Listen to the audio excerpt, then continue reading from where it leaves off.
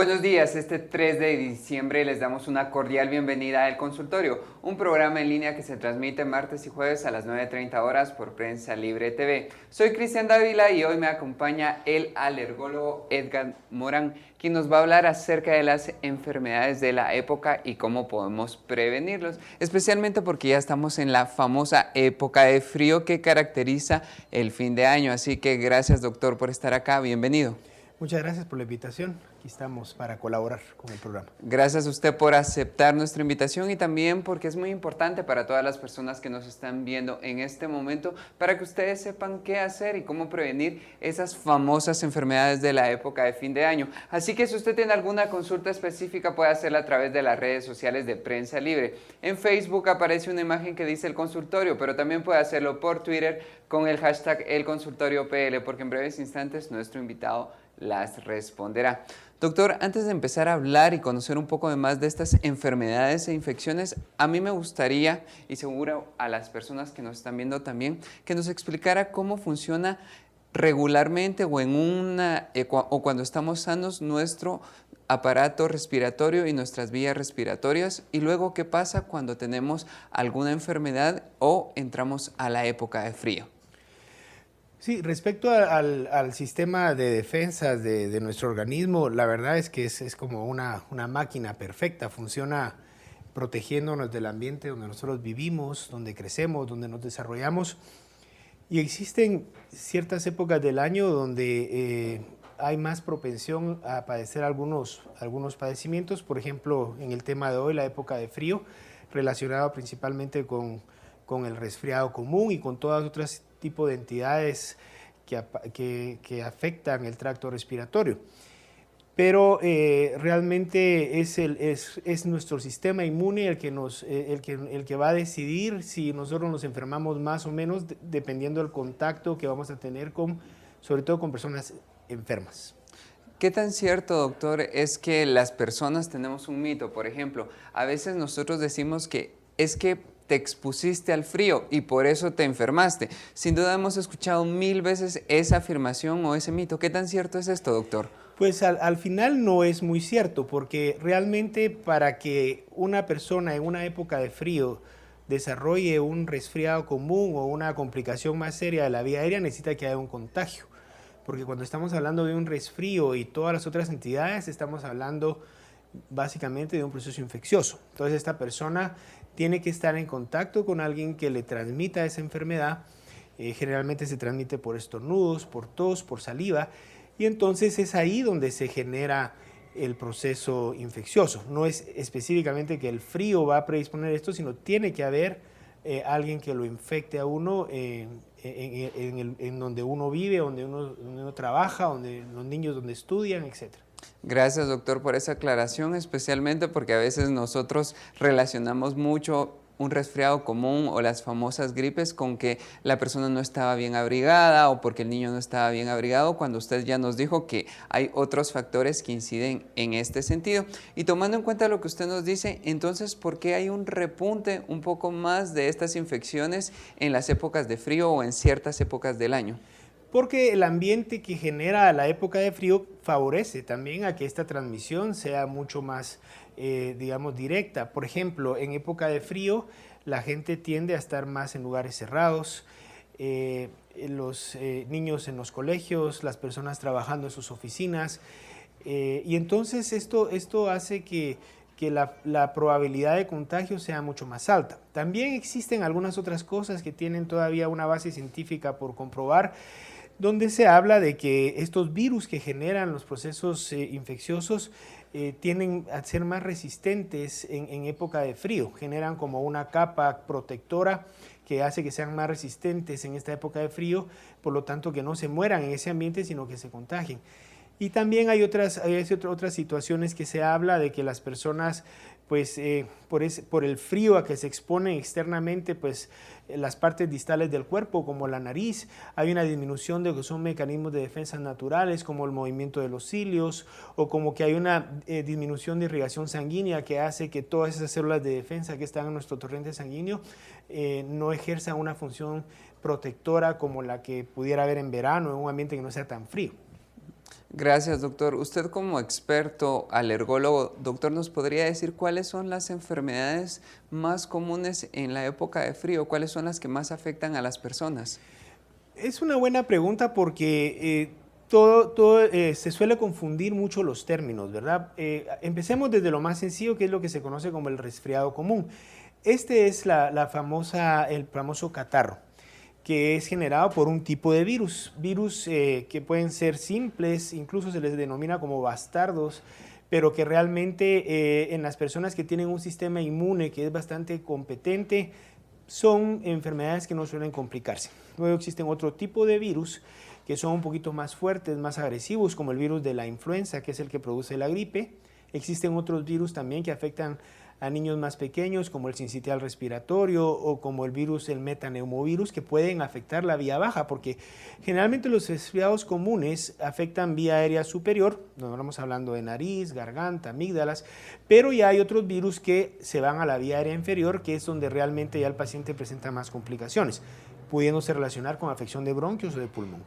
Gracias, doctor. También hemos visto o hemos escuchado que las personas se empiezan a quejar en la época de frío por afecciones de la piel, algún tipo de alergias y también problemas en los ojos como la conjuntivitis. ¿Esto por qué ocurre, doctor?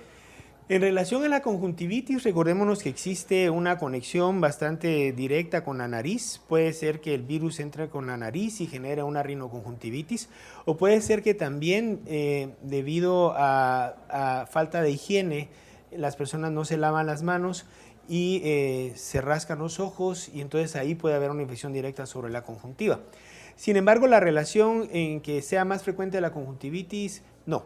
En cuanto a la piel también generalmente vemos más afección de piel, pero en pacientes que tienen enfermedad de base. Por ejemplo, en pacientes que tienen lo que llamamos nosotros la piel reseca, que es el eczema atópico o dermatitis atópica, el frío les suele resecar más la piel.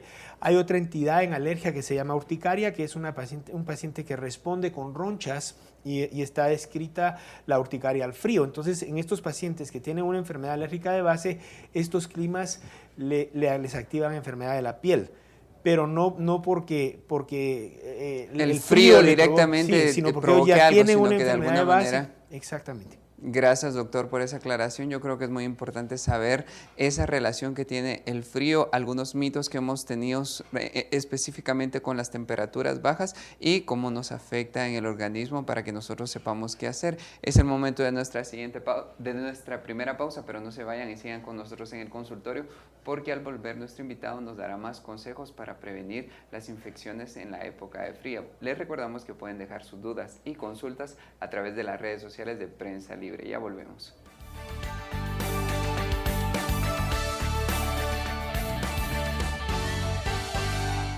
Si ignoras lo que sucede en el país, nunca serás libre. Pero si realmente quieres ser libre, lee, investiga, piensa. Infórmate a la mañana, al mediodía, en el bus. Y si no has empezado o sientes que no es para ti, entiende que ser libre no tiene edad ni condición social. Es por eso que soy prensa, soy libre. Prensa Libre, un periodismo que evoluciona.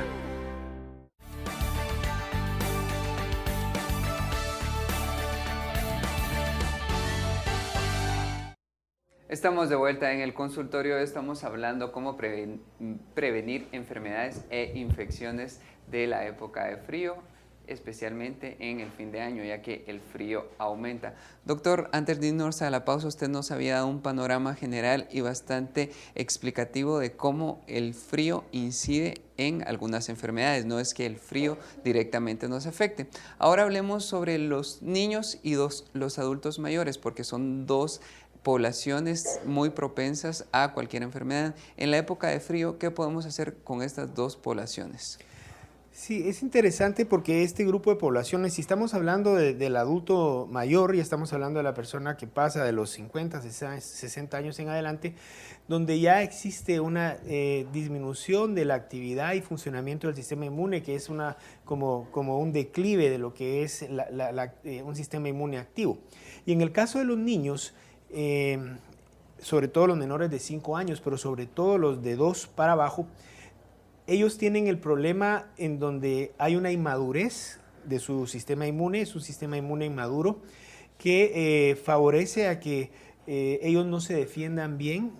Generalmente este es un proceso fisiológico, o sea, es transitorio, es una situación que va a ser permanente en la mayoría de los niños, y entonces en esta época es donde ellos suelen acatarrarse más frecuentemente. Sin embargo, es en base a sufrir estos procesos que su sistema inmune va adquiriendo experiencia, y ya luego cuando entran a la etapa escolar, después de los 5 años, si su sistema inmune maduró de manera adecuada y no tienen ninguna enfermedad de base, porque eso es muy importante decirlo, en este grupo, en un menor porcentaje, hay niños que sí tienen una entidad de base, que son alérgicos o que hay algún tipo de inmunodeficiencia, y que es deber del pediatra tratar de hacer esa diferencia si estamos hablando de un niño sano o si estamos hablando de un niño enfermo que ya empieza desde etapas tempranas a presentar sintomatología.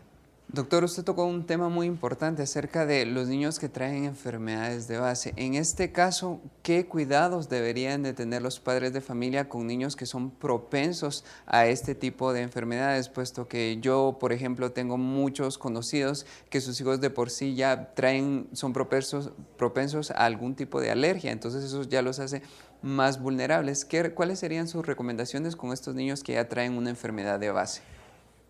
En lo que respecta a la alergia, es una enfermedad heredada, generalmente está bien establecido dentro de los criterios de riesgo, la transmisión de padres, se habla si los 2 padres son alérgicos, si uno de los padres es alérgico, hay cierto riesgo de transmitir la enfermedad. Y como lo dije anteriormente, es muy importante que el pediatra logre establecer la diferencia si ese paciente que se infecta recurrentemente de procesos catarrales, virales, es un proceso inmunológico donde va a ir superando la entidad o hay una enfermedad alérgica de base, porque estos niños que son alérgicos, los virus en esos primeros años de vida son los principales desencadenantes de crisis, por ejemplo, de asma o de rinitis. Entonces, ahí la importancia de esto es que ya no debe de seguirse tratando la entidad como que fuera un catarro, que es lo que nosotros solemos ver ya como especialistas en las clínicas. Son estos niños que están cada 15 días, cada mes con cuadros catarrales, con toses y mocos que nunca se quitan y siguen siendo tratados de manera sintomática como que estuvieran siendo resfriados comunes.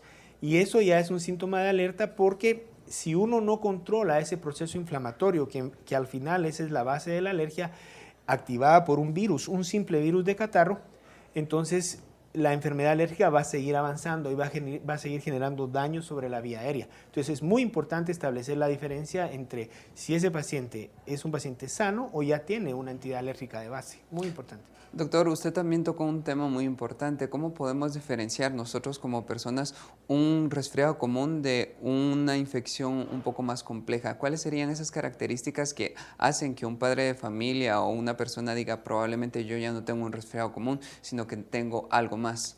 Sí, generalmente el resfriado común se incuba unos 2-3 días antes del contagio, luego el paciente padece una etapa de la fase aguda que nosotros llamamos, que en el caso de un resfriado común, un catarro no debería durar más de unos 5 días, 7 días y mucho. Pero el paciente va mejorando progresivamente. Uno tiene un par de días que se siente con dolor de cuerpo, con bastante secreción, con un poco de tos, ardor de garganta, pero el mismo cuerpo con la ayuda de tratamiento sintomático va resolviendo. Pero si ya pasamos del 3er, 4º, 5º días y el paciente sigue teniendo fiebres altas, dolor de cuerpo, afectación de su estado general, o ya empieza con una tos mucho más severa, congestiva, con sensación de opresión del pecho, con ahogo, entonces esos son los síntomas donde uno piensa que el virus que lo afectó a uno no es un catarro sencillo, sino que uno puede estar hablando de un virus, por ejemplo, de la gripe, o de un virus de estos que les mencioné como el sincitial respiratorio, donde generalmente ya empiezan a haber complicaciones de vía aérea inferior. Y otra de las complicaciones de los virus es que haya una sobreinfección bacteriana también, o que la infección, del resfriado sea directamente provocada por una bacteria, que se da en el menor de los porcentajes, pero generalmente las bacterias sí necesitan ser tratadas específicamente, por ejemplo, con antibióticos, mientras que los virus, los catarros comunes, deben ser tratados simplemente con tratamiento sintomático. Y ahí es la diferencia. Doctor Morán, a veces las personas somos muy irresponsables en ese sentido y tratamos de hacernos valientes y dejamos que las enfermedades fluyan y no nos la tratamos. Si fuese el caso de un virus más complejo o una bacteria y no nos la tratamos, ¿cómo podría repercutir en nuestro organismo? ¿En qué se podría transformar? Pues también es una pregunta muy interesante, porque aquí en Guatemala nosotros lo vemos, la automedicación es impresionante, ¿verdad? Ya las farmacias, ya el paciente por cuestiones económicas o por cuestiones de cultura va a una farmacia y con un boticario le pregunta, tengo estos síntomas, y hasta le receta un antibiótico. Entonces esto genera muchas veces complicaciones. De hecho, catarros que pueden empezar sencillamente como un cuadro gripal, si es provocado por un virus o por una bacteria que va a tender a complicarse, si ese paciente no acude oportunamente a su médico, las complicaciones pueden ser severas. Estos pacientes pueden generar bronquitis, neumonías e incluso la muerte. Entonces, sí es muy importante que el paciente suela identificar realmente qué tan mal se siente y no dejarlo, como dice usted, hasta de último, porque cuando ya va, cuando el paciente decide consultar al médico en última instancia, muchas veces va a requerir hospitalización y sobre todo va a poner en riesgo su vida. Exacto, doctor. Yo he sabido de varios casos en los que las personas han llegado y les han explicado que lo que tienen es una neumonía o probablemente una bronquitis. Que empezó con un resfriado. Que empezó como un resfriado. Yo creo que a eso iba específicamente la pregunta, la irresponsabilidad de automedicarse o dejarlo todo al tiempo, puesto que esto se puede complicar un montón. Exactamente. Doctor, ahora pasemos a ejemplos o respuestas un poco más sencillas y de utilidad para las personas que nos están viendo. Por ejemplo, ya tomando en cuenta todo lo que usted nos explicó, ¿cuáles serían entonces los factores de riesgos para un posible contagio? ¿Qué es lo que nos provocaría un posible contagio? Usted ya nos dijo que estar en lugares encerrados o ese hacinamiento que nos provoca a veces el frío es uno de los factores, pero nosotros tenemos otros mitos. Por ejemplo, abrigarnos bien o no abrigarnos bien es un factor de riesgo. Bueno, en época de frío los cambios de temperatura pueden hacer que el sistema inmune también se vea con la necesidad de trabajar un poco más. Pero al final va a ser realmente el contagio el que va a marcar el desarrollo del resfriado. Sin embargo, por supuesto, uno lo que le recomienda, sobre todo en mi caso que soy pediatra, es que uno debe ser muy consecuente con lo que recomienda, porque también los extremos en niños no son buenos. Por ejemplo, hay mamás que sobreprotegen a los niños, los abrigan de una manera excesiva. Los niños tienden a sudar mucho, entonces ellos tienen todavía más riesgo de tener mucho, digamos, cuando se destapan, están empapados en sudor. Y por el contrario, hay otras mamás que dicen, no lo tapes, déjalo que agarre defensas. Entonces yo creo que uno tiene que buscar el punto medio en ese sentido, que a veces los extremos son lo que nosotros recomendamos a los padres de familia, es que si hay frío y va a estar en el exterior el niño, pues que lo tapen adecuadamente, que no esté a altas horas de la noche, y si está en un ambiente cerrado en casa, que esté bien ventilado, bien limpio, y sobre todo detectar personas enfermas en el núcleo del hogar, porque sí, ahí hay que establecer un aislamiento relativo. Esto significa que hay que apartar cubiertos, platos, y en las oficinas también hay que tener cuidado. Recordemos que las oficinas son ambientes con aire acondicionado, con mala ventilación, y esto hace también que las personas que lleguen ahí, hay una persona enferma que no se detecta a tiempo, esta puede en ese ambiente cerrado regar la infección. Contagiar a los demás. Doctor, hablando específicamente también de otro tipo de prevención, por ejemplo, ¿qué factor o qué rol juega la alimentación y la hidratación en este sentido? Bueno, la alimentación también hay muchos mitos respecto a esto, ¿verdad? Pero lo que uno como médico debe recomendarle a los pacientes en estado de salud o en estado de enfermedad es que lleve una dieta balanceada, sobre todo desde muy temprana edad, que uno eduque a sus hijos a llevar una dieta muy balanceada. Esto significa que hay ciertos alimentos que se le atribuyen, algunos con mucha base científica y algunos otros no, con propiedades antioxidantes, con propiedades antivirales, antibacterianas, con aporte de vitaminas, con aporte de minerales, que eso al final mantiene un sistema inmune bastante sano, porque todo eso va influyendo en todos estos elementos que nos provienen de la dieta, es lo que hace que se establezca un balance en nuestro sistema inmune. De hecho, pacientes que comen mal, que comen, son pacientes que se enferman más porque no tienen un adecuado aporte de nutrientes esenciales que favorecen que nuestras respuestas inmunes funcionen como mejor, por decirlo. Uno de los mitos que usted mencionaba es la famosa vitamina C, que nos obligan o nos dicen que debemos consumirla en los alimentos o si no, obtenerlas a través de suplementos o vitaminas que tengan vitamina C. Entonces, esa pregunta me la va a responder después de nuestra siguiente pausa. No se vayan y sigan con nosotros en el consultorio porque al volver vamos a seguir hablando sobre las enfermedades de la época de frío. Les recordamos que pueden dejar sus dudas y consultas a través de las redes sociales de Prensa Libre. Ya volvemos.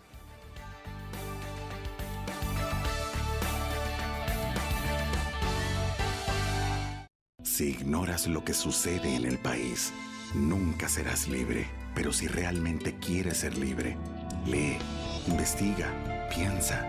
Infórmate a la mañana, al mediodía, en el bus.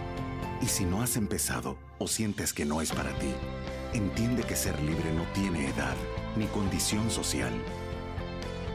Es por eso que soy prensa, soy libre. Prensa Libre, un periodismo que evoluciona.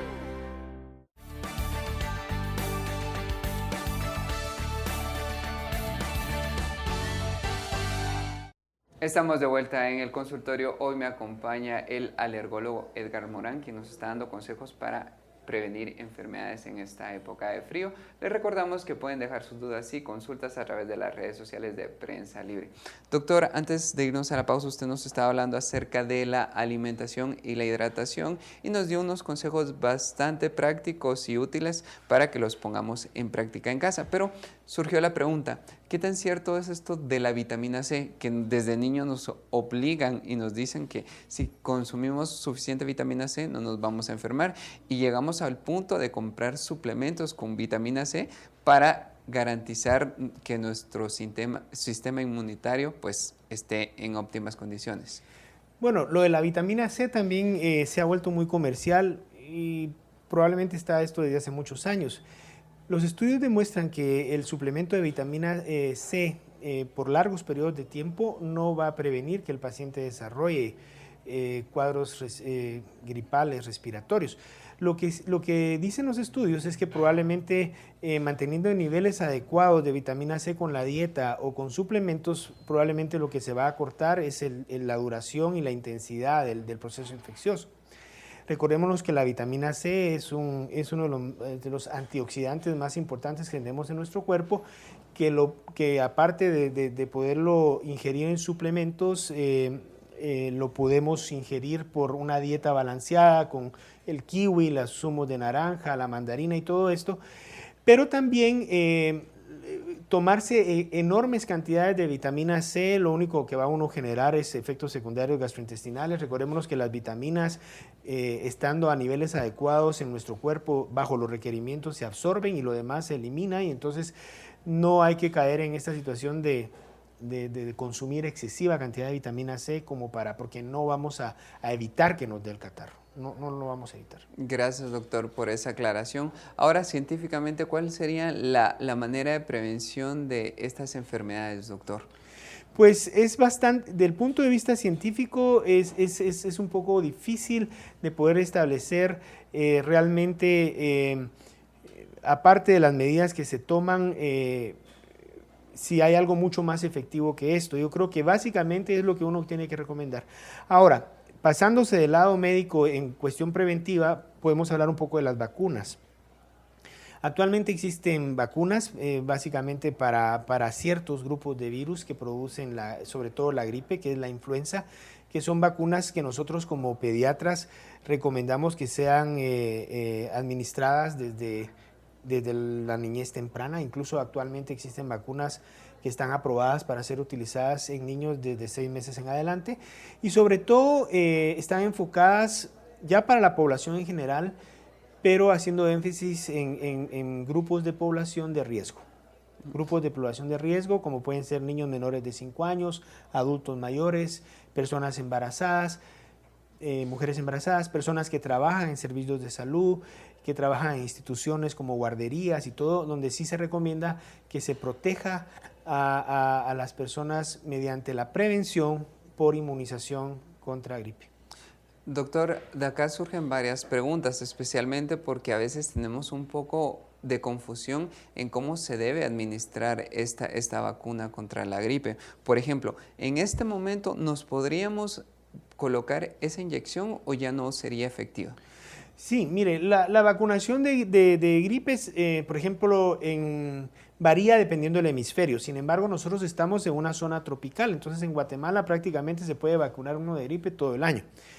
Las indicaciones de los hemisferios de qué época del año es mejor vacunarse, por ejemplo, en el hemisferio norte generalmente se relaciona donde hay estacionalidad, que se ponga en otoño y en invierno. Traducido esto a Guatemala, otoño e invierno en el hemisferio norte en Guatemala son los meses de octubre, noviembre, diciembre, que coincide también con la época más fría nuestra. En el hemisferio sur, ahora están en verano, por ejemplo, en Argentina, en Chile, y luego pues ya ellos su época de frío empieza más tarde, empieza a finales de marzo o abril. Pero generalmente aquí en Guatemala nosotros empezamos a vacunar cuando la vacuna cambia y se modifican las cepas que la componen, porque eso es otro dato muy interesante. Actualmente la vacuna de gripe de hace 2 años para acá ya es una vacuna cuadrivalente, tetravalente, que eso significa que tiene 4 cepas y tiene una protección mucho más amplia contra los virus de la gripe. Doctor, entonces, ¿en qué meses usted recomienda de manera ideal empezar con la vacunación para que no nos afecte las enfermedades que usted nos mencionó anteriormente? Pues nosotros recomendamos aquí en Guatemala empezarla en el mes de octubre, más o menos, finales de septiembre. Todavía estos meses son adecuados. La vacuna, recordémonos que generalmente cambia cada año y nos da una protección aproximadamente del año, entonces aunque en Guatemala ya los ciclos escolares han cambiado, ya no todos empiezan en enero y terminan en noviembre, hay un ciclos americanos que les llaman. Sí, generalmente nosotros recomendamos hacer la vacunación por la época del frío, ahora en finales de septiembre, octubre, y volver a vacunar a ese niño de acuerdo a las normas de la nueva vacuna, que uno la espera que venga más o menos a finales de septiembre cada año, siguiendo la pauta de la inmunización del hemisferio norte. Gracias, doctor, por esa aclaración. Así que usted ya sabe, aquellas dudas que usted tenía sobre la vacuna, pues ya nos dio un panorama bastante general para saber en qué momento es ideal vacunarnos. Ahora, doctor, para ir cerrando este programa y a manera de resumen, ¿cuáles serían sus recomendaciones finales y sus consejos para todas las personas que nos están viendo en este momento para que tengan una salud bastante integral en lo que resta del 2015? Bueno, en lo que respecta al resfriado común, que lo vemos en todo nuestro contorno en estos momentos, amigos, familiares, alguno de ellos está cursando por algún resfrío, evitar el contagio. En lugares cerrados, que es lo que tendemos a estar ahora por el frío, nos gusta estar en la casa, en las salas familiares, viendo televisión, los niños que están yendo al colegio, a las guarderías, identificar las personas que están enfermas, hacer aislamientos relativos, tomar en cuenta la higiene, el lavado de manos.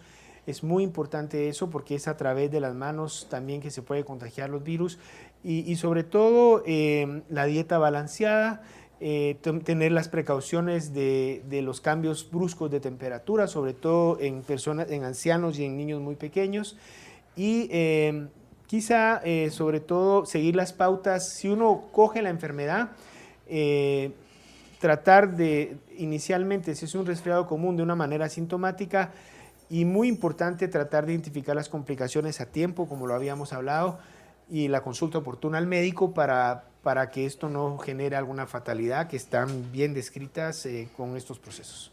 Así que llegamos al final de nuestro programa. Gracias, doctor, por cada uno de sus consejos. Yo creo que en este momento son muy útiles para toda la población y todas las personas que nos están viendo para saber qué hacer y cómo reaccionar en estos casos. Así que gracias por cada una de sus respuestas. Si usted tiene alguna consulta específica, puede contactar a nuestro invitado del día de hoy en las formas de contacto que van a aparecer en su pantalla en este momento. Y los invitamos a que lean el resumen de este consultorio en la edición impresa de Prensa Libre mañana y no se pierdan el próximo consultorio el próximo martes a las 9:30 horas por Prensa Libre TV.